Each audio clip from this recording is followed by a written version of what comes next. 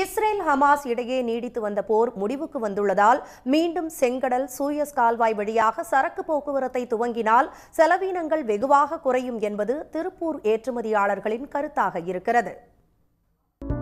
தொழில் நகரான திருப்பூரில் உற்பத்தி செய்யப்படும் பின்னலாடைகள் அமெரிக்கா, ஐரோப்பிய நாடுகளுக்கு அதிக அளவில் ஏற்றுமதி செய்யப்படுகின்றன.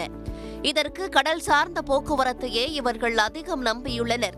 தூத்துக்குடி துறைமுகத்திலிருந்து கண்டெய்னர்கள் மூலம் அமெரிக்க, ஐரோப்பிய நாடுகளுக்கு சரக்குகளை அனுப்பி வருகின்றனர். ஆனால் இஸ்ரேல் ஹமாஸ் இடையே நீடித்த போர் காரணமாக ஆப்பிரிக்கா வழியாக சுற்றிச் செல்ல வேண்டியிருப்பதால் உற்பத்தி செலவு அதிகமாவதுடன் கால விரயமும் ஏற்படுவதாக திருப்பூர் ஏற்றுமதியாளர்கள் கவலை தெரிவிக்கிறார்கள். 7-8 மாதங்களாக பார்த்தீங்கன்னு சொன்னா அந்த காசா பகுதியில் ஏற்பட்ட அந்த நெருக்கடியான சூழ்நிலையில சரக்கு போக்குவரத்து மிக கடுமையாக பாதிக்கப்பட்டது. அது கேப் ஆஃப் குட் ஹோப் வழியாக சரக்குகள் சென்று கொண்டிருந்தது. இதனால் நாங்கள் என்னென்ன பின்னடைவுகளை சந்தித்தோம் என்றால் 10 முதல் 15 நாட்கள் பயணிக்கக்கூடிய தூரம் அப்படின்றது நாட்கள் அப்படிங்கிறது அதிகரிச்சது. அது இல்லாமல் ஃப்ளைட் சார்ஜஸ் என்று சொல்லக்கூடிய கப்பல் போக்குவரத்திற்கான அந்த கட்டணங்கள் கடுமையாக உயர்ந்தது.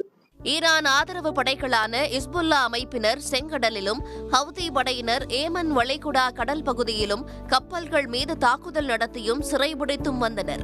இதனால் முன்னணி நிறுவனங்கள் செங்கடல் மற்றும் சூயஸ் கால்வாய் வழியாக சரக்கு கப்பல் போக்குவரத்தை நிறுத்திவிட்டன.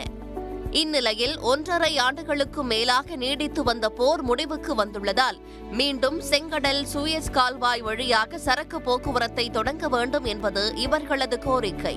இஸ்ரேல் ஹமாஸ் வாருக்கு முன்னாடி அதாவது யூரோப்புக்கு போறதுக்கு $800 to $1000 வரைக்கும் இருந்த சரக்கு ஃப்ளைட் சார்ஜஸ் இப்போது 2800 to 3200 வரைக்கும் இருக்கு. அது கணிசமா குறைஞ்சா பெரிய எக்ஸ்போர்ட்டுக்கு அது பெரிய பேருதவியா இருக்கும். எங்களுடைய பேர்டன் குறையும். ஸோ நாங்களும் காம்படிட்டிவா இருக்க முடியும்.